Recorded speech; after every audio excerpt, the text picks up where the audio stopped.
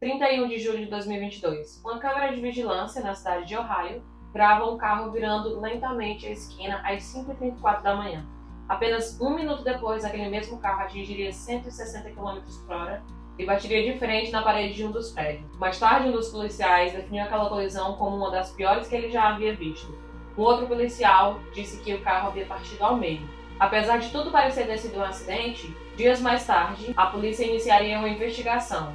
E a grande dúvida se apresentava para todos. Foi um acidente terrível ou um assassinato cometido a 160 km/h?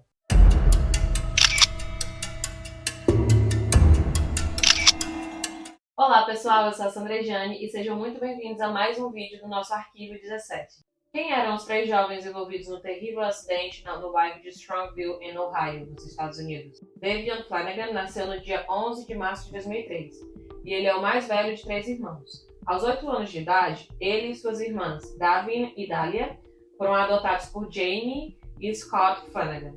Pelos amigos, ele era descrito como extremamente gentil, tranquilo, leal, engraçado, um amigo muito confiável.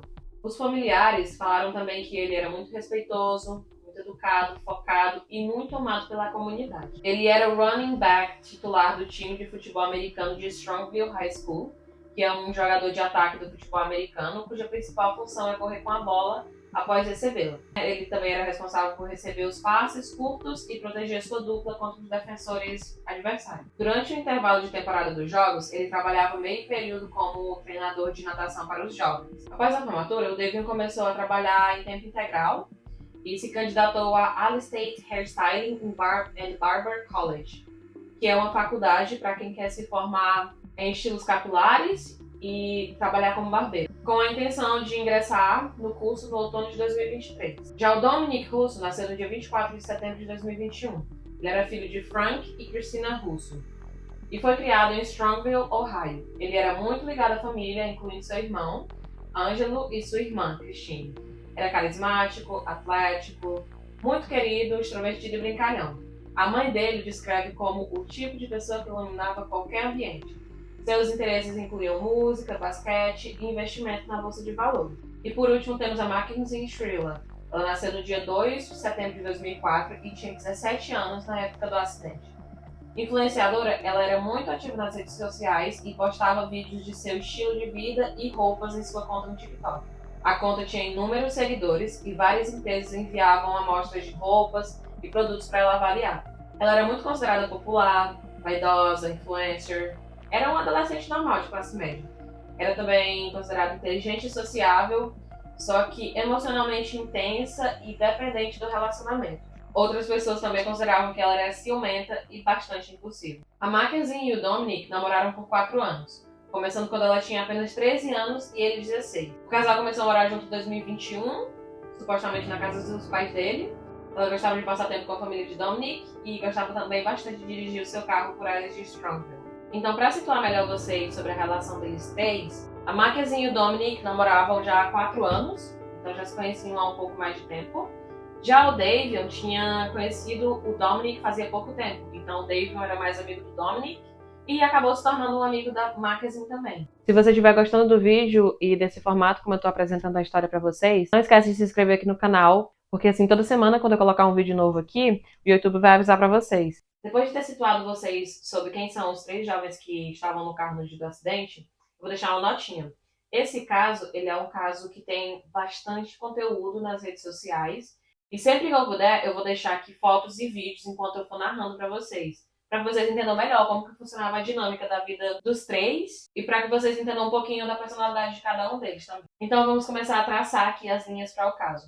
Na noite do dia 30 de julho de 2022, a Mackenzie foi numa festa de graduação de uma amiga dela que se chamava Kelly Vraja, por volta das 10, 10h30 da noite. Eles não demoraram muito nessa festa de graduação na casa da Kelly, e logo depois que eles saíram da festa de graduação da casa da Kelly, eles foram para uma outra festinha que seria basicamente uma festa de pijama, um momento ali de uma resenha entre os amigos. Haviam basicamente os amigos mais próximos da Mackenzie naquela festa do pijama. Essa resenha aconteceu na casa do Paul Burlingame. E estavam presentes nessa festinha o Davion, a Mackenzie, o Dominic, o Paul, a Rosie, melhor amiga da Mackenzie, e o Landon, que era carinhosamente chamado por todos de Bubba e era namorado da Rosie. Eles chegaram na casa do Paul por volta das 11 da noite e todos sentaram ali e foram assistir alguns vídeos no YouTube, estavam conversando, estavam bebendo, também levaram maconha para fumar e levaram cogumelos. Então eles iam fazer uso de cogumelos naquela noite. Além disso, a Rosie, que era a melhor amiga da Mackenzie, também levou um livro de colorir e pincéis para colorir. Então eles gastaram bastante tempo juntos ali. Entretanto, o Paul avisou que iria dormir por volta das meia-noite, mas o restante do grupo decidiu que continuaria ali socializando mais um pouquinho. Algumas horas mais tarde, alguns deles decidiram deitar um pouquinho para descansar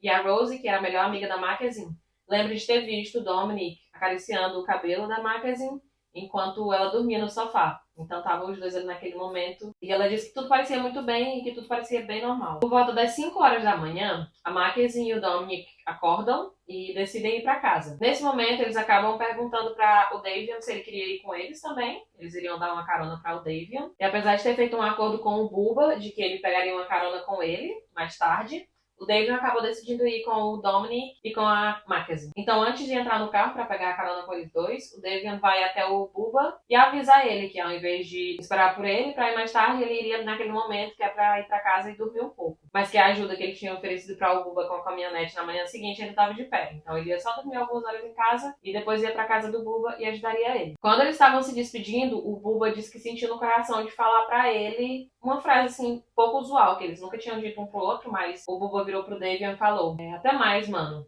Eu te amo. E o Davian respondeu a mesma coisa. Então ele disse que naquele momento ele sente que é como se fosse um aviso do universo pra ele. E que aquele momento foi a despedida entre eles dois. Às 5h34 da manhã, a Mackenzie é vista por câmeras virando a esquina à direita na Pearl Road e seguindo pela Progress Drive. Um minuto depois, uma segunda câmera flagrou o carro em alta velocidade a mais de 160 km/h, com os faróis acesos no final da Progress Drive. No cruzamento com a Alameda Drive, ela acelerou em direção ao prédio lírico, com um lado do passageiro colidindo com uma das quinas da estrutura.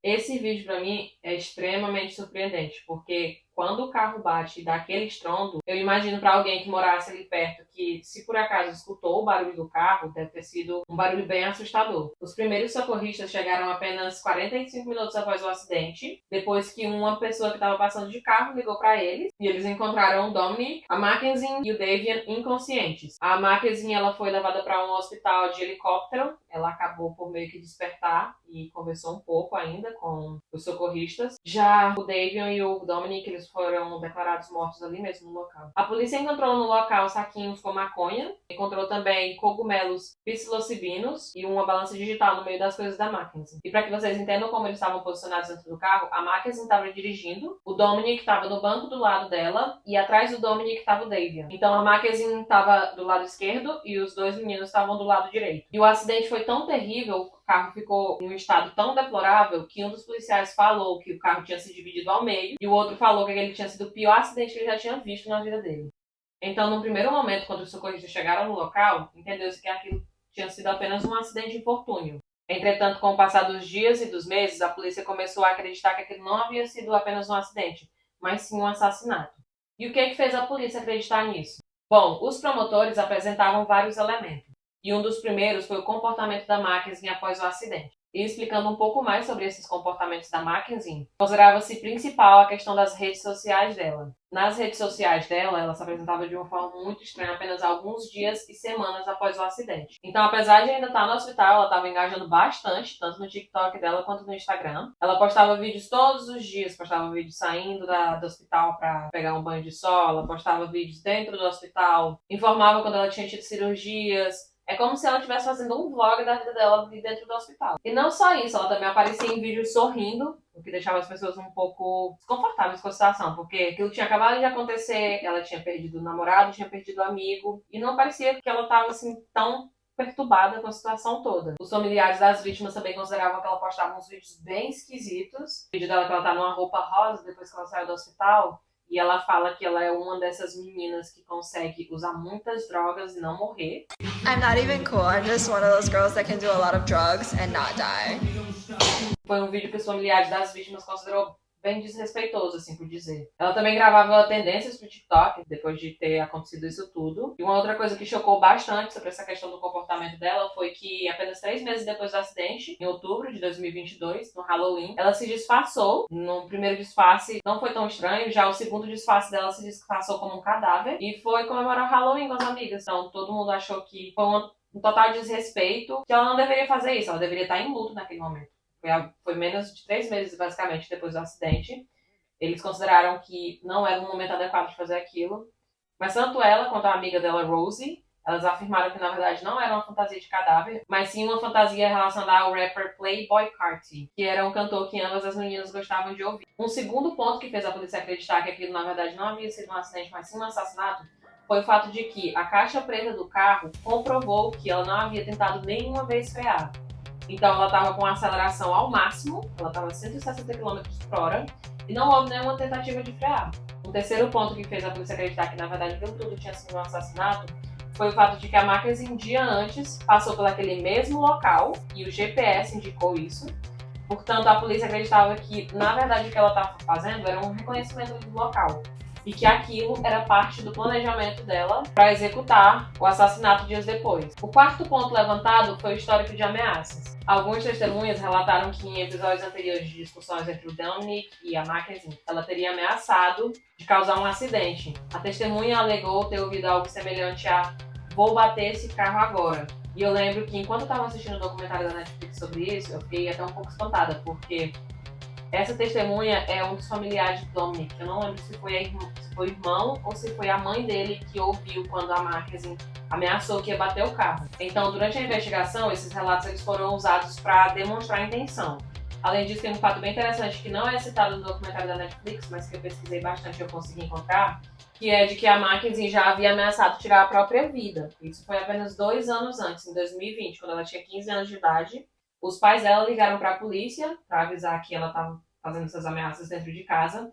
Entretanto, quando a polícia chegou lá, os pais dela decidiram que, na verdade, não ia mandar ela para o hospital porque achavam que ela não teria coragem de fazer isso. Mas já havia tido, então, essas ameaças de acabar com a própria vida, né? Então, essa ameaça 2 anos antes, junto com essa ameaça mais tarde de bater o carro, acaba pesando bastante pro lado da Mackenzie. Um quinto ponto que é levantado pela investigação é a questão de que o relacionamento deles era bem conturbado. Então, a Mackenzie e o Dominic, eles viviam brigando, e várias pessoas afirmavam que eles brigavam, terminavam e voltavam. E todos afirmam que na dinâmica do casal, a Mackenzie era bem tóxica. Então, ela falava umas coisas pro Dominic que todo mundo ficava até um pouco assustado.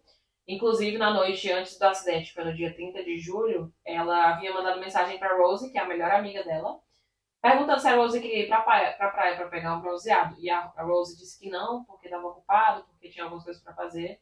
E ela acabou falando que queria ir pra praia porque tinha tido uma discussão naquele mesmo dia com o Dominic e queria um pouco arejar a cabeça. E, inclusive, tem provas de que a Mackenzie falou para Rosie sobre essa briga em mensagens. Então, a teoria da acusação, por causa desse relacionamento conturbado deles dois, é que a Mackenzie não aceitava o fim do relacionamento e o Dominic já estava um pouco cansado do relacionamento daquele modo, que eles ficavam sempre indo e voltando. E ela decidiu colidir com o carro no muro por isso. Ela não queria perder o Dominic. Então, recapitulando para vocês os 5 pontos que a acusação usou. O comportamento após o acidente, ela não freou, ela conhecia o local, havia um histórico de ameaças e o relacionamento era conturbado.